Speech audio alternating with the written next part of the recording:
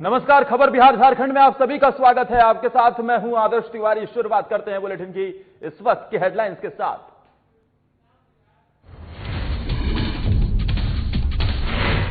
मुख्यमंत्री हेमंत सोरेन ने हवाई जहाज से मजदूरों को बुलाना किया शुरू। मुंबई से 180 प्रवासियों को लेकर रांची के बिरसा मुंडा एयरपोर्ट पहुंची पहली फ्लाइट। यात्रियों में दिखाई दी खुशी। रांची में शिक्षा मंत्री के आग्रह और निर्देश का नहीं हो रहा पालन। निजी स्कूलों में फीस जमा करने को लेकर अभिभावकों को दिया नोटिस। ऑनलाइन क्लास के लिए अलग से ले रहे फीस। मोकामा के हाथीदह में एक दिन में दिया हत्या और दुष्कर्म की वारदात को अंजाम। बिहार में परवान चढ़ा सियासत का पारा। सुशासन बाबू की सरकार को घेरने की कवायद शुरू।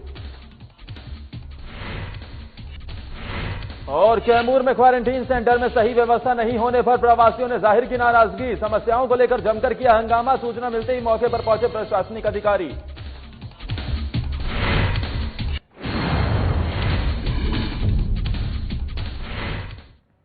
अपने वादे को पूरा करते हुए झारखंड के मुख्यमंत्री हेमंत सोरेन ने फ्लाइट से मजदूरों को बुलाना शुरू कर दिया है।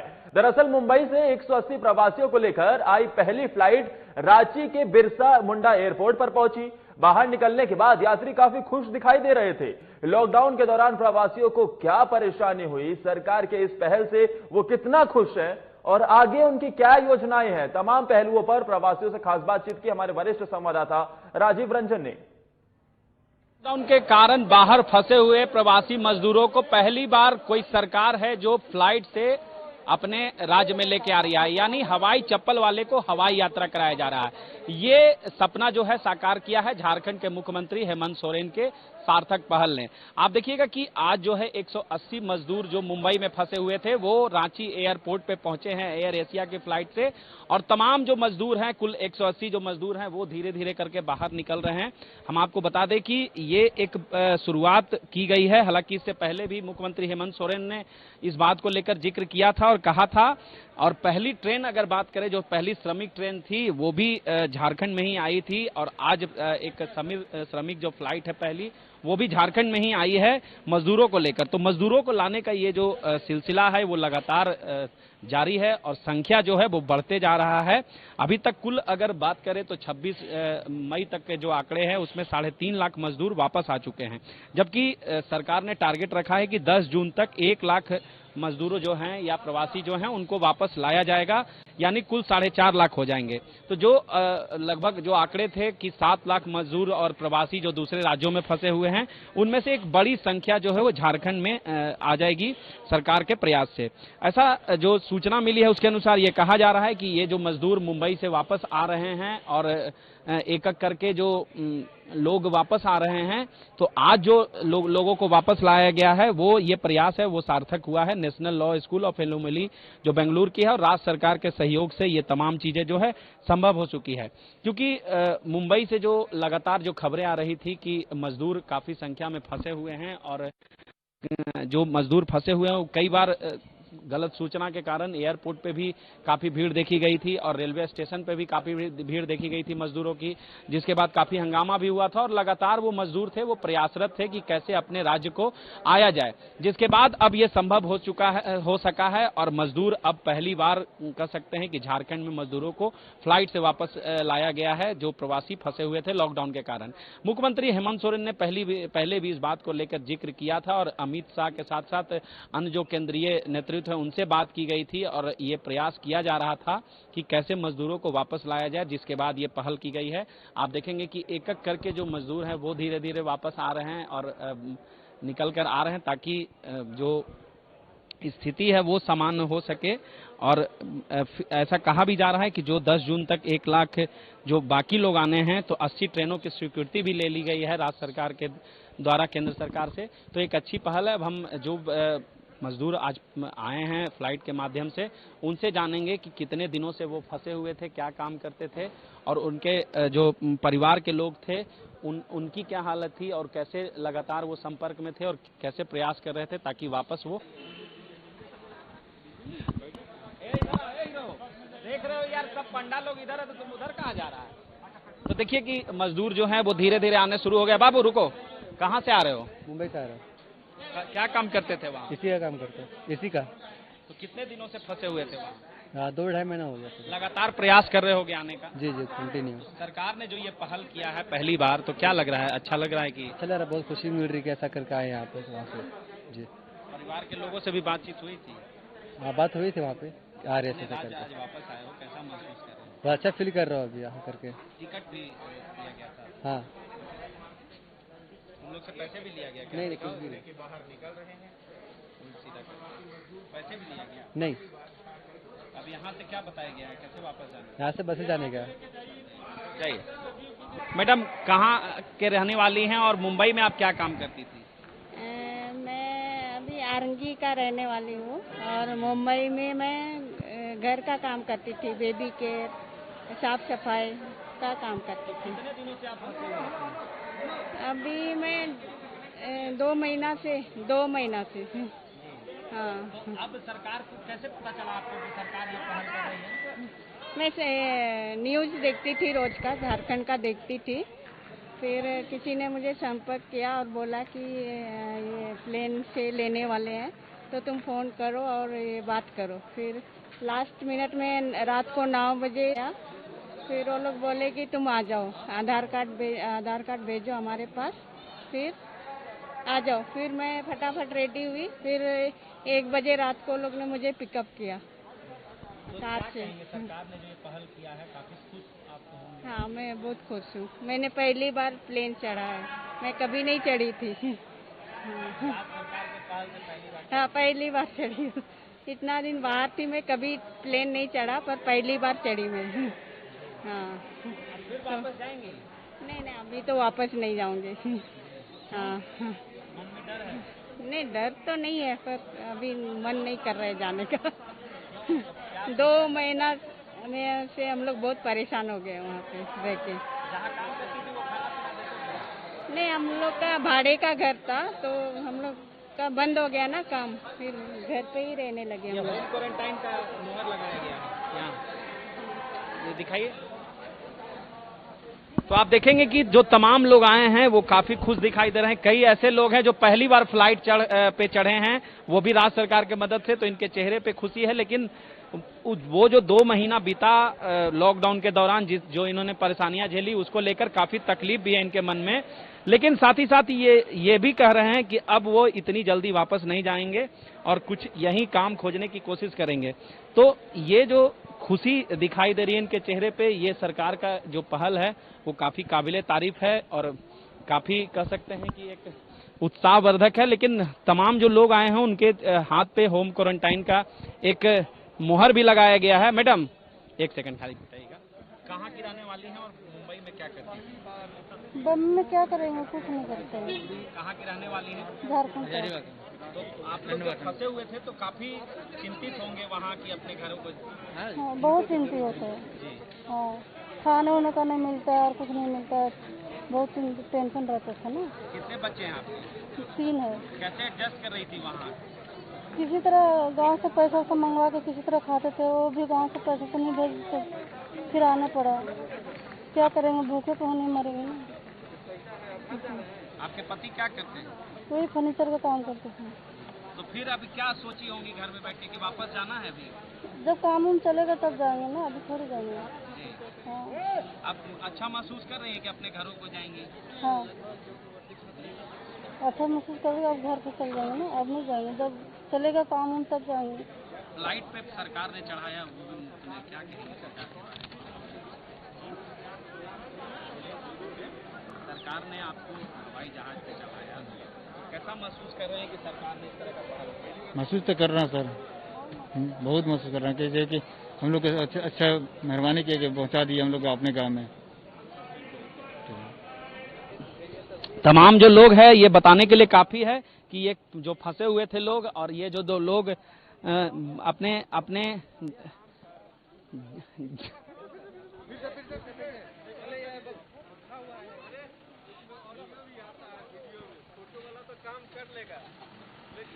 मैडम 1 सेकंड रुकिए,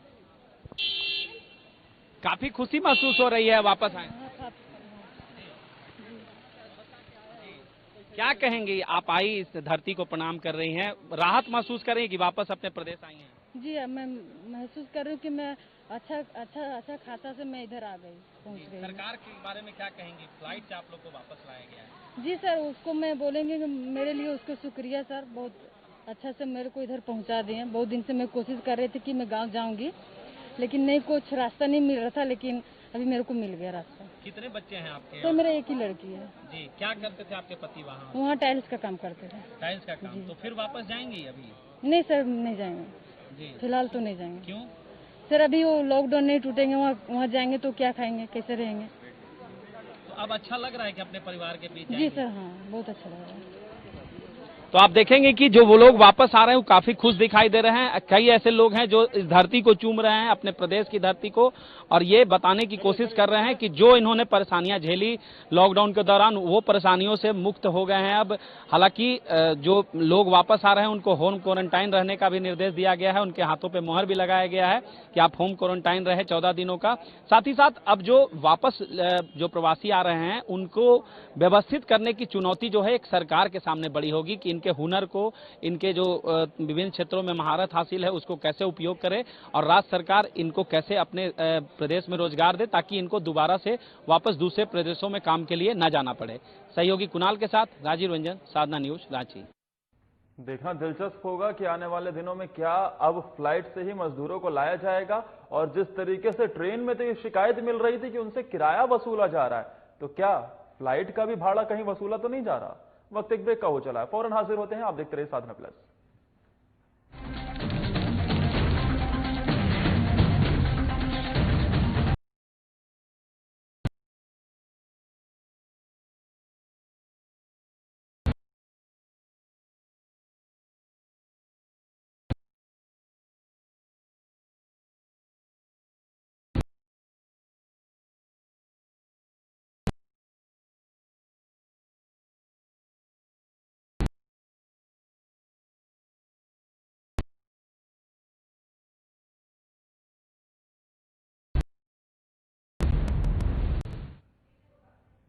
पूरे विश्व में कोरोना वायरस की वजह से अफरा तफरी मची हुई है। भारत में भी इसका संक्रमण तेजी से फैलता नजर आ रहा है और आंकड़े में लगातार इजाफा होता नजर आ रहा है। लेकिन जिस तरीके से इसका खासा असर अब देखने को भी मिल रहा है, क्योंकि अर्थव्यवस्था पूरी तरीके से चौपट है, नियंत्रण पाने के लिए सरकार की तरफ से लॉकडाउन लगाया जा रहा है, लेकिन इसका कुछ असर होता दिख नहीं रहा है। खास तौर पर इस लॉकडाउन में सारे स्कूल, कॉलेज और व्यावसायिक गतिविधियां बंद है। हालांकि कुछ गतिविधियों को खोला गया है, लेकिन स्कूल, कॉलेज अभी भी बंद है। लेकिन अभिभावकों की आर्थिक स्थिति को ध्यान में रखते हुए सरकार द्वारा अभिभावकों को स्कूल फीस ना देने का निर्देश जारी किया गया था, जिसके बाद स्कूलों का तर्क है कि फीस नहीं लेंगे तो वेतन कहां से देंगे। सरकार के निर्देश, अभिभावकों की परेशानी और स्कूलों के तर्क पर हमारी एक खास रिपोर्ट देखिए।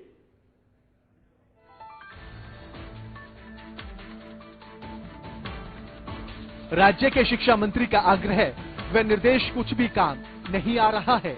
निजी स्कूलों ने फीस जमा करने के लिए अभिभावकों को नोटिस देना शुरू कर दिया है। स्कूल शिक्षण शुल्क के साथ लॉकडाउन अवधि में शुरू किए गए ऑनलाइन क्लास के लिए अलग से फीस मांग रहे हैं।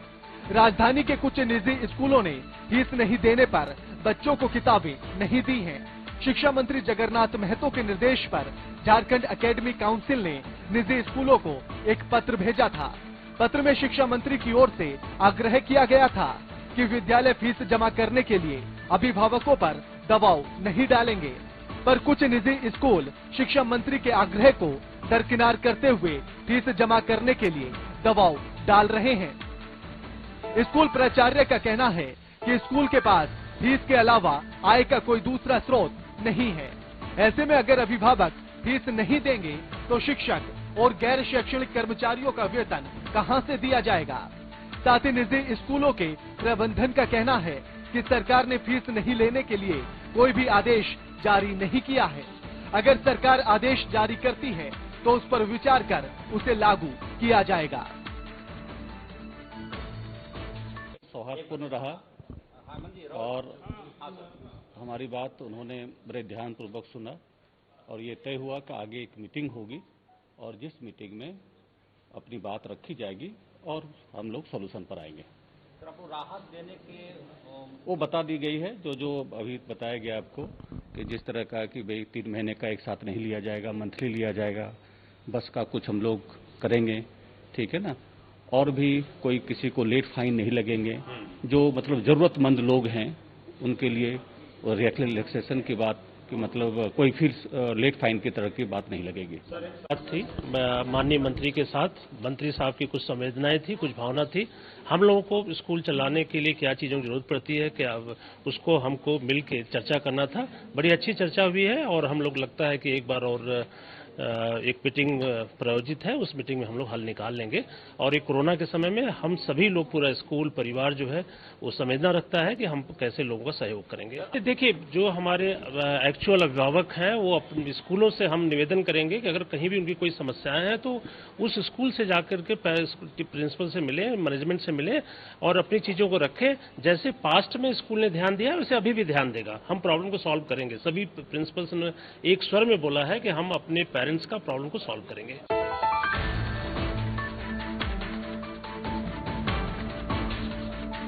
वहीं स्कूलों के इस तर्क को झारखंड शिक्षा मंत्री जगन्नाथ महतो ने गंभीरतापूर्वक लिया है और निजी स्कूलों के प्राचार्यों के साथ उत्पाद भवन सभागार में एक अहम बैठक की है। बैठक के दौरान मंत्री जगन्नाथ महतो ने सभी प्राचार्यों से बैठक के दौरान उनकी परेशानियों को सुना। शिक्षा मंत्री स्कूल के प्रतिनिधियों पर खासे नाराज भी नजर आए हैं। शिक्षा मंत्री कल अभिभावक संघ के प्रतिनिधियों के साथ बैठक कर उनका पक्ष जानने की कोशिश करेंगे। आखिरी फैसला मुख्य सचिव सुखदेव सिंह के साथ होने वाली बैठक में लिया जाएगा, जो दोनों पक्षों को मानना होगा। को जो अच्छा जो होगा, चाहे अभिभावक संघ हो, चाहे शिक्षक के हमारे प्रबंधक के लोग हो, सारे लोग मेरे ही आदमी हैं और आप लोग भी मेरा आदमी हैं। आपका सहयोग रहा है, हम उस मुकाम तक पहुंचने के लिए निश्चित तौर पर आगे बढ़ेंगे और दोनों के हित में काम। निश्चित तौर पर आप देखें ना, अनुरोध मानेगा। अरे हमने कहा कि कंक्लूजन ये निकला कि ये पक्ष और दोनों पक्ष सीएस के नेतृत्व में मीटिंग होगा और जो फाइनल होगा वही फाइनल।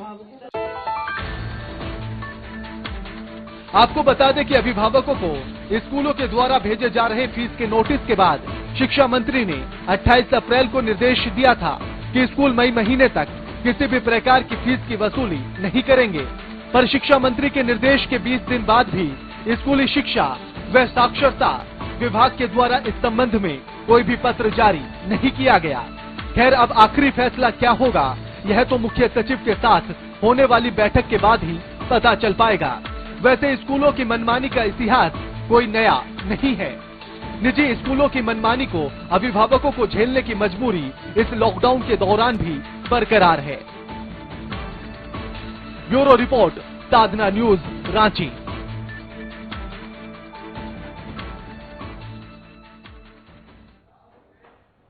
स्कूल कॉलेज बंद है, लेकिन इस बीच जो निजी स्कूलों का रवैया है उससे खुद शिक्षा मंत्री भी नाखुश हैं और इसी को देखते हुए झारखंड में वो लगातार बैठक भी कर रहे हैं। अब आपको तस्वीर दिखाते हैं पटना की। दरअसल कोरोना वॉरियर्स, हम पुलिस कर्मियों को और साथ ही स्वास्थ्य कर्मियों को हम कोरोना वॉरियर्स की संज्ञा दे रहे हैं, लेकिन जरा सोचिए कि अगर ये आपस में ही भिड़ जाएं तो क्या कीजिएगा। ऐसा ही कुछ मामला सामने आया है पटना से। आपको बता दें कि जिस तरीके से चेन्नई से आए एक श्रमिक को लेकर स्वास्थ्य जांच के दौरान क्वारंटीन की मांग को लेकर तीखी बहस हो गई। मामला पटना के गार्डिनर हॉस्पिटल का है, जहां कोतवाली थाने के दारोगा श्रमिक को जांच के लिए गार्डिनर अस्पताल लेकर आए थे। इसी बीच वहां के स्वास्थ्य कर्मी और पुलिसकर्मी के बीच जमकर बहस छिड़ गई। स्वास्थ्य कर्मी द्वारा मजदूर को जांच के बाद 14 दिनों तक क्वारंटीन सेंटर में रहने को कहा गया, लेकिन पुलिसकर्मी उसे होम क्वारंटीन में रखने की मांग कर रहे थे। और इसी को लेकर देखिए, साधना प्लस आपको एक्सक्लूसिव तस्वीरें भी दिखा रहा है कि कैसे कोरोना वॉरियर्स आपस में ही भिड़ जाते हैं। एक तरफ स्वास्थ्य कर्मी हैं तो दूसरी तरफ दरोगा साहब हैं। एक तरफ होम क्वारंटीन की मांग तो दूसरी तरफ फैसिलिटी क्वारंटीन की मांग। और जब किसी की नहीं सुनी गई तो आपस में ही नोकझोंक हो गई, आपस में ही भिड़ बैठे। आप बताएंगे कि वो चेन्नई से आया है, तो हम लोगों को जो गाइडलाइन सरकार से मिला हुआ है, जब भी कोई आदमी दूसरे राज्य से आता है या दूसरे जिला से, तो हम लोग जैसे 2 ऑप्शन रखता है, या तो होम क्वारंटाइन करते हैं या क्वारंटाइन सेंटर पर रेफर करते हैं। ये लेबर था, ये पटना का रहने वाला नहीं था, इसके बाद अपना व्यक्तिगत आवास नहीं है, तो इस स्थिति में हम लोगों को है कि क्वारंटाइन सेंटर पर रेफर कर दिया। हमारे पास इसकी कोई किस क्वारंटाइन सेंटर पर ले जाना नहीं जाना ये प्रशासनिक और पुलिस का काम है, ये मेरा काम नहीं है, ठीक है ना। हमने उसकी जांच कर लिया, उसको कोई सर्दी खांसी बुखार नहीं था, ठीक है ना, तो कोरोना से रिलेटेड कोई सिम्टम नहीं था। अब आपको खबर मोकामा से दिखाते हैं, जहां के हाथीदह में महज एक दिन में ही हत्या और दुष्कर्म की 2 अलग अलग वारदातों से बिहार की सियासत का पारा परवान चढ़ गया है। इस घटना को लेकर सूबे के सुशासन बाबू की सरकार को घेरने में विपक्ष अब खुलकर सामने आ रहा है। पूर्व सांसद अरुण सिंह ने इस वारदात को लेकर नीतीश कुमार को घेरने की कवायद की, तो वहीं आरजेडी ने भी उपरोक्त घटना को लेकर सुशासन बाबू पर जमकर तंज कसा। आरजेडी के वरीय नेता मुनीश्वर सिंह ने हाथीदह की घटना की तीव्र निंदा करते हुए त्वरित न्याय दिलाने की पुरजोर मांग की है।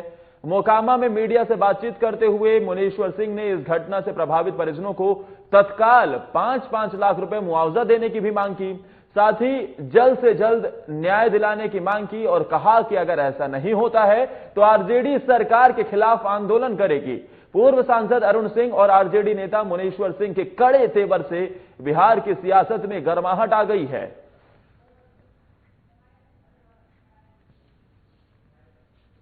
महेंद्रपुर और दरियापुर में जघन्य अपराध जो हुआ है, इसका राजद पूर्ण रूपेण खिलाफत करता है और इसका त्वरित जांच के लिए सरकार और भारत सरकार से मांग करता है। यदि उचित कार्रवाई जल्द से जल्द नहीं हुआ तो राजद इस पर सड़क पर उतरने से भी बाज नहीं आएगा। इस जघन्य अपराध में अभी तक ये लोग बचे हुए हैं, प्रशासन निष्क्रिय है। घोर। और उधर कैमूर के रामगढ़ में जीवी कॉलेज में बने क्वारंटीन सेंटर में रह रहे प्रवासी मजदूरों ने खाने के साथ साथ कई समस्याओं को लेकर जमकर हंगामा किया। हंगामे की सूचना मिलते ही रामगढ़ के बीडीओ और सीओ मौके पर पहुंचे और लोगों को समझाने बुझाने का प्रयास किया। वहीं प्रवासी मजदूरों का कहना है कि क्वारंटीन सेंटर में सही ढंग से खाना नहीं मिलता, शौचालय भी गंदा पड़ा है और अगर किसी की तबीयत खराब होती है तो उन्हें घर से दवा मंगवानी पड़ती है। अब सवाल है कि डीएम ने सभी क्वारंटीन सेंटर में रहने वाले लोगों को किट देने के साथ साथ मेन्यू के अनुसार खाना देने का आदेश जारी किया है, तो फिर प्रवासियों को सुविधाएं क्यों नहीं मिल पा रही हैं? ऐसा है, हम 23 तारीख को यहाँ आए हैं। 23 तारीख को सूरत से मैं आया। आने के बाद हमारे पास बैग वैग नहीं था, सिर्फ एक कपड़े में सर आया हूँ। आने के बाद ना यहाँ पे हमको बाल्टी मिली, न कोई चीज मिला। दूसरे दिन भी हमको नहीं मिला। तीसरे दिन हम जब आकर मांगे तो बोले कि ऐसा है, अभी बाल्टी खाली ले जाओ, अभी लुंगी गंजी आएगा तो बाद में मिलेगा। ठीक है सर, तो आज जाकर मेरे को लुंगी गंजी मिला है। इसके बावजूद भी खाने के लिए जो सुबह में 8:30 बजे 8:45 बजे चना लेके आते हैं, वही चना दोपहर के सब्जी में वही सब्जी बना देते हैं, उसी को देते हैं शाम को भी। इसी के साथ इस बुलेटिन में फिलहाल के लिए मेरे साथ इतना ही। आप देखते रहिए साधना प्लस।